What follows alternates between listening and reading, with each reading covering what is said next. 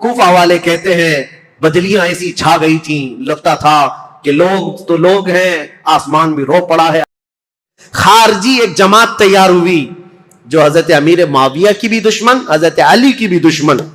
ان لوگوں نے یہ فتنہ اٹھایا کہ یہ دونوں جماعتیں کافر ہو گئی، ہم اپنی جماعت لے کر الگ ہوتے ہیں۔ اور یہ جماعت ایک پھر نہیں بنی، شیعہ حضرات کے بعد ایک خارجی جماعت۔ اور یہ جب کافر خود ہو گئے، ظاہر سی بات ہے رسول اللہ کے دو صحابہ کو کافر کہنا خود کافر ہونا ہے۔ یہ جماعت نکلی، حضرت علی نے ان سے بھی مقابلہ کیا مقام نہروان میں، اور جتنے خارجی تھے یہ اتنے سخت ہو گئے تھے کہ جو بھی مسلمان گزرتا تھا اس کا پورا مال لوٹتے تھے اور اس کو جلا دیتے تھے۔ حضرت علی کی دشمنی میں مسلمانوں کے دشمن ہو گئے، تو پھر حضرت علی نے ان کے ساتھ مقابلہ کیا اور وہ جتنے خارجی ہوئے تھے ان کو قتل کیا۔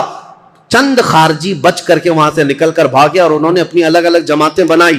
اب شدت بدلہ لینے کی شدت انتقام اتنا گھر کر گیا خارجیوں میں کہ 3 خارجی لوگ ایسے ہوئے، میٹنگ کیا اور انہوں نے کہا دیکھو یہ روز روز کی جنگوں سے پریشان ہیں، یہ 3 بڑے لوگ جو ہیں علی بن ابی طالب، عمرو بن عاص، امیر معاویہ، ان تینوں کو قتل کر دیتے معاملہ ہی ختم ہو جائے گا۔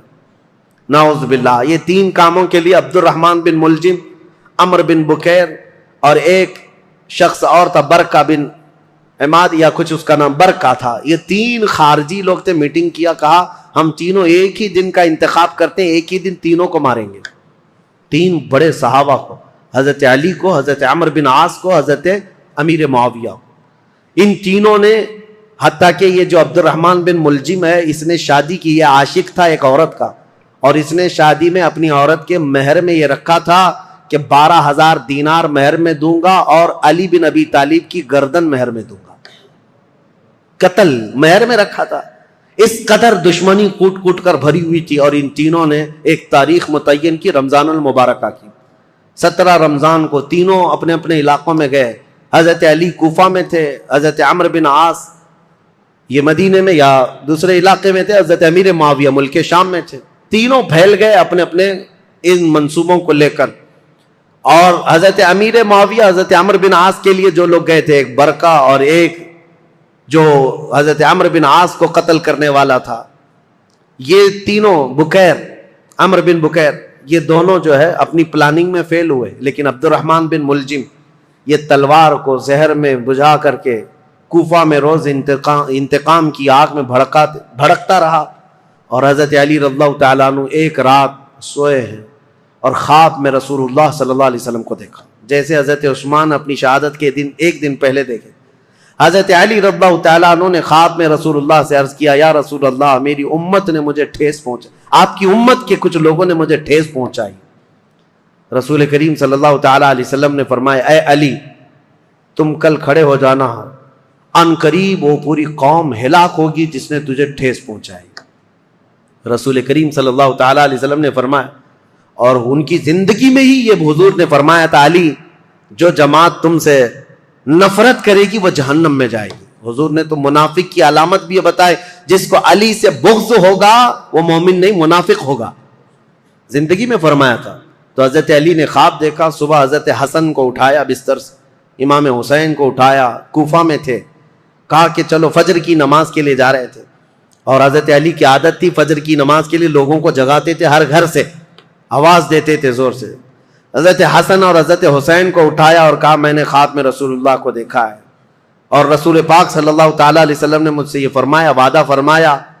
اور اس کے بعد یہ کہتے ہوئے حضرت علی محراب کی طرف بڑھ رہے تھے سارے لوگوں کو، یہ عبد الرحمن بن ملجم نے حضرت علی کرم اللہ وجہہ الکریم کے چہرے پر وار کیا، اور وہ تلوار سے حضرت علی رضی اللہ تعالیٰ عنہ کے انجانے میں چہرے سے ایسا گھاؤ بیٹھا کہ ایک کے بعد دیگرے کئی حملے کیے نماز پر جانے والے کے لیے، اور اسی وقت حضرت علی رضی اللہ تعالیٰ عنہ کے جسم میں زہر بھی سرایت کر گیا، چہرے سے لے کر حضرت علی رضی اللہ تعالیٰ عنہ کے کندھے تک زخم آیا تھا۔ آپ زمین پر آ گئے تو آپ کو سارے لوگوں نے اٹھایا، یہ فجر کا وقت تھا، 17 رمضان المبارک کی تاریخ تھی۔ مولا کائنات علی مرتضیٰ رضی اللہ تعالیٰ عنہ کو گھر لایا گیا تو آپ جام شہادت نوش فرما گئے۔ اس حیدر کرار فاتح خیبر کی شہادت ہو گئی 17 رمضان کو۔ مارنے والا قاتل عبد الرحمن بن ملجم، اس کو پکڑ کر کے لوگوں نے ٹکڑے کر دیے تھے اور اس کے ٹکڑے جلا دیے گئے تھے، خارجی تھا. لیکن میرے عزیزوں، مولا کرم اللہ وجہ الکریم علی بن ابی طالب کے قتل کے ساتھ ہی اسلام کا، تاریخ کا ایک دروازہ بند ہو گیا. یہ ایک ایسا دور تھا جہاں پر خلافت راشدہ ختم ہو گئی. خلفائے راشدین جو چار ہیں، اور بعض نے حضرت حسن بن ابی طالب کو بھی خلفائے راشدین میں شمار کیا. اب میں یہاں تاریخ کو روک دیتا ہوں اور عرض کرتا ہوں، میرے آقا نے فرمایا تھا کہ میرے بعد 30 سال خلافت ہوگی. الخلافت بعدی 30 ثم الملوک. 30 سال میرے بعد خلافت ہوگی اور اس کے بعد بادشاہت آ جائے گی. اب حساب کرو، سیدنا ابو بکر صدیق کا زمانہ 2.5 سال کا، 2 سال کچھ مہینے. حضرت عمر فاروق رضی اللہ تعالیٰ عنہ کا زمانہ 10 سال، کتنے ہوئے؟ 12.5 سال. حضرت عثمان بن عفان رضی اللہ تعالیٰ عنہ کا زمانہ 12 سال، کتنے ہوئے؟ 24.5 سال. حضرت علی بن ابی طالب رضی اللہ تعالیٰ عنہ کی خلافت کا کل زمانہ 5 سال کچھ مہینے تھا. کتنے ہوئے؟ 29.5 سال. 6 مہینے بچے تھے جس میں حضرت امام حسن خلیفہ ہوئے تھے. اسی لیے بہت سارے مفسرین محدثین یہ کہتے ہیں وہ بھی خلفائے راشدین میں شامل ہیں. 6 مہینے کے بعد انہوں نے خلافت امیر معاویہ کو دے دی تھی. لیکن خلافت کا دروازہ یہاں پر جو راشدہ ہے، خلافت راشدہ بند ہو گیا. خلفائے راشدین کا وہ سنہرا دور ختم ہو گیا. عزیزان گرامی، اسلام کی تاریخ کی وہ سچائیاں ہیں جو ہر جوان کو سننا چاہیے. 17 رمضان کو کوفہ والے کہتے ہیں بدلیاں ایسی چھا گئی تھیں، لگتا تھا کہ لوگ تو لوگ ہیں، آسمان بھی رو پڑا ہے علی بن ابی طالب کی شہادت میں. حضرت علی کرم اللہ وجہ الکریم کا جسد خاکی لایا گیا. امام حسن نے نماز جنازہ پڑھائی، امام حسین نے غسل دیا تھا اور آپ کو کوفہ شہر کے اسی مسجد کے کنارے دفن کیا گیا تھا. بعض روایات میں ہے آپ کے جسد مبارکہ کو لوگوں سے چھپا کر کے رکھا گیا تھا، کیونکہ خارجی جو جماعت تھی وہ اتنے شدید قسم کی نفرت کر رہے تھے کہ کہیں قبر کو اندھیرے میں کھود کر توہین نہ کریں، بے حرمتی نہ کریں. مولا کائنات علی مرتضیٰ رضی اللہ تعالیٰ عنہ کی قبر مبارکہ کو چھپایا گیا تھا. لیکن بہت ساری روایتیں بتاتی ہیں مقام نجف اشرف جو کوفہ کا حصہ تھا جہاں مولا علی کو دفن کیا گیا، آج بھی امیر المومنین کا دروازہ بڑی شان کے ساتھ کھلا نظر آتا ہے. اور ان کی تربت انور پر جب جھنڈا لہراتا ہے تو میرے عزیزوں، کئی مرتبہ نجف جانے کا موقع ملا، کئی مرتبہ عراق گیا. جب بھی اس لہراتے ہوئے جھنڈے کو دیکھتا ہوں تو خیبر یاد آ جاتا ہے. مولا کائنات کی وہ تلوار کی شکلیں لٹکائی گئی ہیں. اگرچہ شیعہ لوگوں کی وہاں پر حکومت ہے، لیکن حیدر کرار کے دربار میں جاتے ہیں تو دل ہچکولے لینے لگتا ہے اور بدن میں کپ کپی آتی ہے. اس دربار میں آئے ہیں جس نے خیبر کے پھاٹک کو ایک ہاتھ سے اکھاڑ کر پھینکا تھا، جس نے اسلام کی تاریخ میں ایک نیا دروازہ کھولا تھا، جس کو رسول اللہ نے اپنی وفات کے وقت تک پسند کیا تھا. آپ کو پتا ہے پیدا ہوئے علی، حضرت علی جس دن پیدا ہوئے رسول اللہ نے اپنا لعاب پاک ان کو چٹایا تھا. روایات یہ ہے حضرت علی نے آنکھیں کھولی نہیں تھی، سب سے پہلے آنکھیں کھولی تو دیکھا تو چہرے رسول کو دیکھا تھا. رسول کریم صلی اللہ تعالی علیہ وسلم کے گھر میں پرورش پائے، اپنے باپ کے گھر میں نہیں، رسول اللہ کے گھر میں. جب رسول اللہ نے اسلام کی دعوت دی، سب سے پہلے اسلام لانے والے علی بن ابی طالب تھے. جنگوں میں ہر جگہ شریک، بدر میں بڑھ کر مقابلہ کرنے والے. احد میں حضرت علی کے جسم پر 18 زخم ایسے تھے جن ہر زخم سے خون رستا تھا. صحابہ کہتے ہیں ہم کہتے تھے علی کو کہ زخموں کی پٹی کر لو، لیکن وہ دوڑے جاتے تھے کہ میں رسول اللہ کو دیکھ لوں. میدان جنگ میں اس طرح ثابت قدم رہنے والے. ایک مرتبہ لوگوں نے کہا حضرت علی ان کے پنڈلی میں ایک تیر ایسا چبھ گیا تھا کہ نکالتے تو گوشت نکل آ جاتا تھا، آپ نکالنے نہیں دے رہے تھے. لوگوں نے کہا علی بن ابی طالب کی اس پنڈلی سے تیر اس وقت نکالو جب یہ نماز پڑھنے کے لیے چلے جائیں، اس لیے کہ نماز میں ایسے ماہ ہو جاتے تھے دنیا و ما فیہا سے بے خبر، دنیا میں ہو کیا رہا ہے، کیونکہ وہ اپنے خالق کائنات کے رب کے حضور سجدہ کرتے. جو لوگوں نے یہ کہا حضرت علی جیسی نماز کے لیے رکعت باندھے، ان کی پنڈلی سے یہ تیر کھینچ کر نکالا گیا اس تیر کے ساتھ گوشت بھی نکل کر کے آ گیا، لیکن ان کی نماز نہیں ٹوٹی، نماز مکمل کیا۔ سلام پھیرنے کے بعد لوگوں سے پوچھا کس نے میری پنڈلی سے تیر نکالا اور کس وقت نکالا، مجھے تو خبر ہی نہ ہوئی۔ وہ حیدر کرار کی نماز تھی۔ رسول اللہ کے ساتھ ہر گھڑی رہنے والے حضور صلی اللہ تعالی علیہ وسلم نے اپنی عزیز لخت جگر فاطمہ الزہرا کے لیے کسی کو منتخب کیا تھا، وہ علی بن ابی طالب کو منتخب کیا تھا۔ اور یہ بات بھی بتا دوں، رسول اللہ نے اپنے جانے کے وقت جن لوگوں کا نام فرمایا تھا کہ میں ان لوگوں سے راضی ہوں، وہ کون لوگ تھے جن کے ناموں میں حضرت علی کا نام تھا؟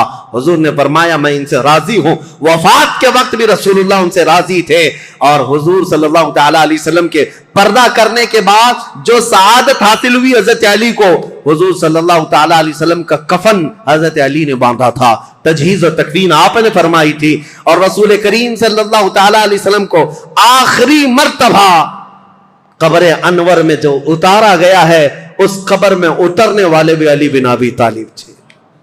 یہ فضائل، یہ کمالات بے شمار ہیں۔ مولا علی کرم اللہ وجہہ الکریم ان سارے فضائل و کمالات کو لے کر 17 رمضان المبارکہ کو یہ سورج غروب ہو گیا اور دنیا میں اندھیرا چھا گیا، فتنوں کا ایک نیا دور کھلا، اور پھر ایسے فتنے کہ آج تک تھم نہ سکے اور قیامت تک رک نہ سکیں گے۔ مولا علی شیر خدا، ان کی تربت پر کروڑوں سلام، ان کی تربت انور پر لاکھوں انوار و تجلیات رب کی اترے۔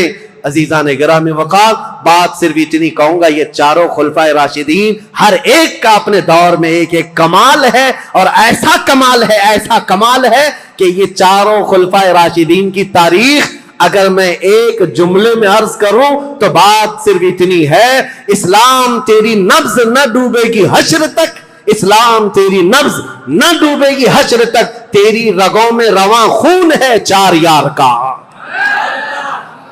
تیری رگوں میں رواں خون ہے 4 یار کا۔ اسلام کی یہ سرسبز و شادابی جو آج دیکھتے ہیں، یہ رسول اللہ کے ان خلفائے راشدین کا خون ہے، ان کی محنتیں ہیں، ان کا کردار ہے، اور آج بھی دنیا یہ خلفاء کی مثال لانے سے عاجز ہے۔ بڑے بڑے بادشاہ آئے ہوں گے، لیڈر آئے ہوں گے، حکمران آئے ہوں گے، لیکن میرے مصطفیٰ کی یہ 4 غلام کوئی لا کر کے دکھا دے، وہ کوئی دنیا اس طرح کے غلام لا نہ سکے گی۔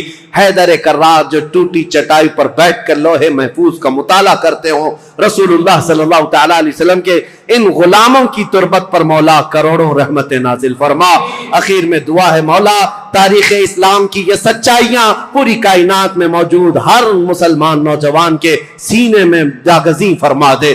اے اللہ، ہم تیرے دربار میں صدیق اکبر کی صداقت کا صدقہ مانگتے ہیں، فاروق اعظم کی عدالت کا حصہ مانگتے ہیں، عثمان غنی کی سخاوت کا جز مانگتے ہیں، مولا حیدر کرار کی شجاعت کا ٹکڑا مانگتے ہیں۔ مولا ان خلفائے راشدین کے کچھ حصے صدقے میں ہمیں عطا فرما، اور قیامت تک آنے والی ہماری نسلوں کو ان صحابہ کی غلامی میں زندگی عطا فرما۔